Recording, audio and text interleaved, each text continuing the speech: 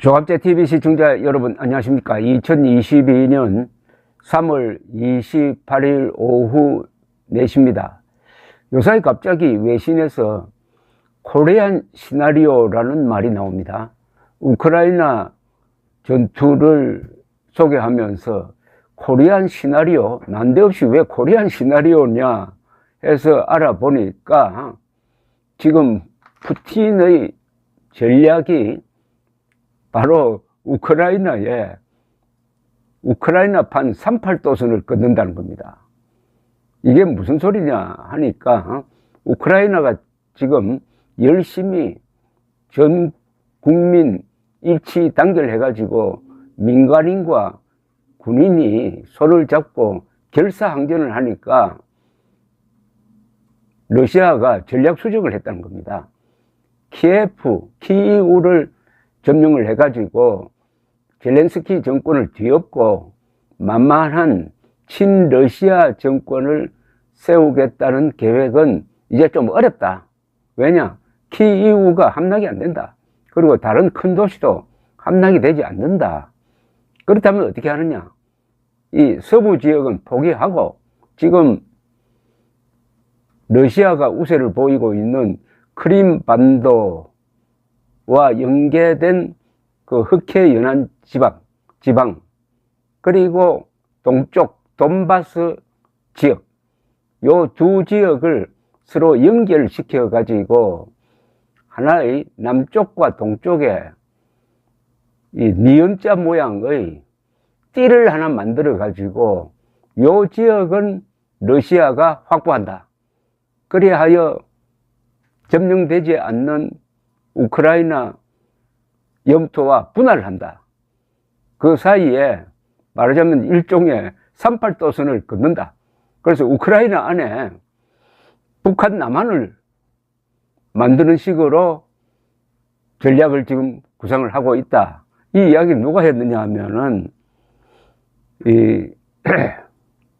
우크라이나 젤렌스키 이 대통령의 보좌하고 있는 키릴로 부다노우 우크라이나 국방정보국장이 한 이야기입니다. 그러니까 푸틴이 이런 중계를 꾸미고 있다는 겁니다.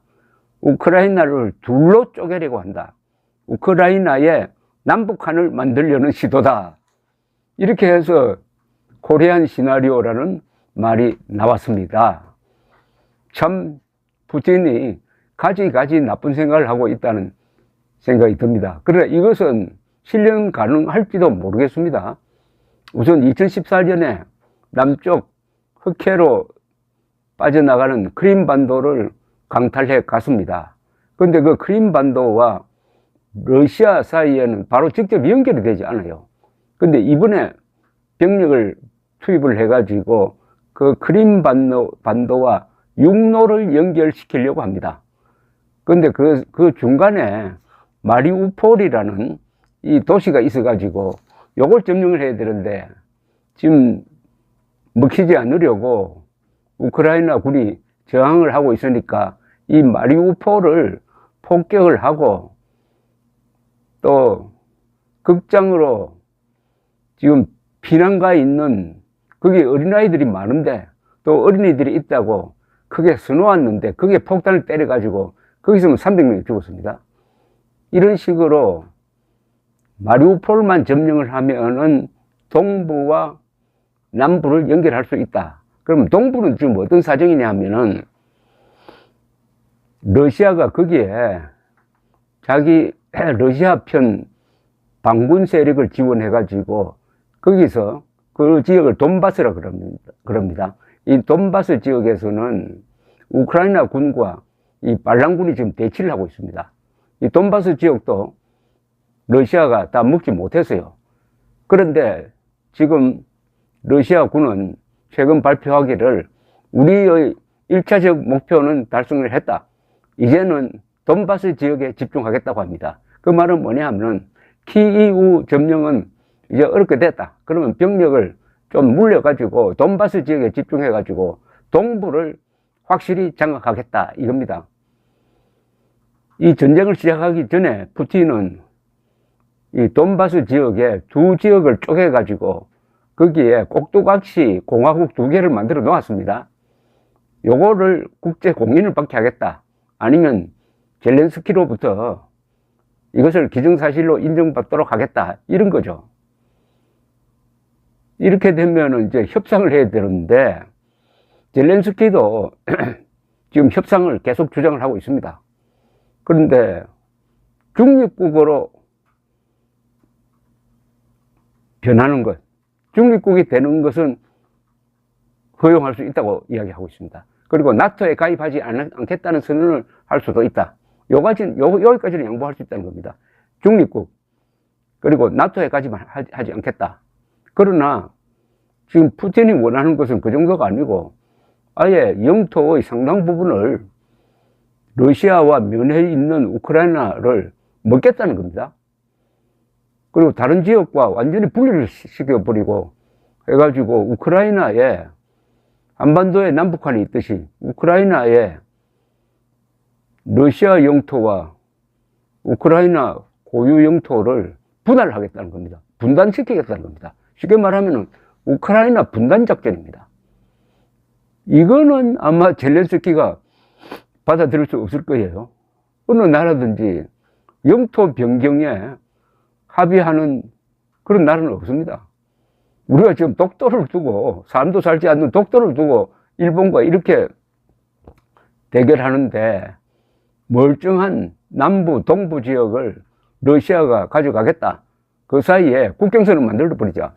이렇게 나오면 젤렌스키가 받을 수 있겠습니까? 젤렌스키는 이미 영토의 변경을 가져오는 것은 반드시 그건 국민투표를 해야 된다.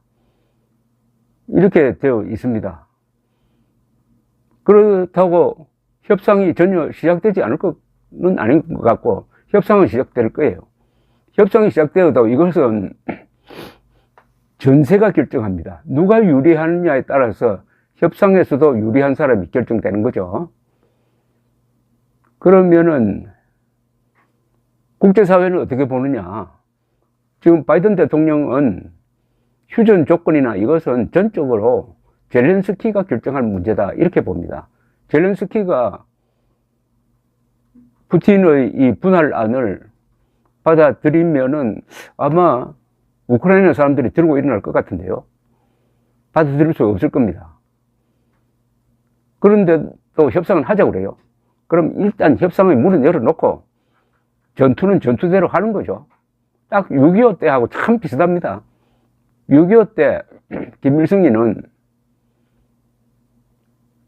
38선을 돌파해가지고 남한을 먹어가지고 적과 통일하려고 그랬습니다. 그러나 국군이 잘 싸우고 미군 유엔군이 개입하면서 그거 목표를 달성하지 못하고 오히려 인천상륙작전 이후에는 역공을 당해가지고 저 북쪽으로 달아났습니다. 그러니까 중공군을 끌어들여가지고 다시 또 일사 후퇴를 통해서 그 전선이 남쪽으로 내려와가지고 1951년 1월에는 저 수원 밑에까지 중공군이 내려왔습니다. 그때는 오히려 모택동이가 기고만장했습니다. 그때 유엔이 현 위치 휴전하자는 제안을 했습니다. 그때 현 위치는 어디냐면은 서울은 이미 중공이 점령을 했고 그 전선이 수원 밑에까지 내려왔어요. 그때 중공이 그걸 받아버렸으면 대한민국이 사라지는 순간이었습니다. 근데 이때는 모택동이가 또 기고만장해가지고 우리는 부산까지 쳐들어간다 이래 된 겁니다.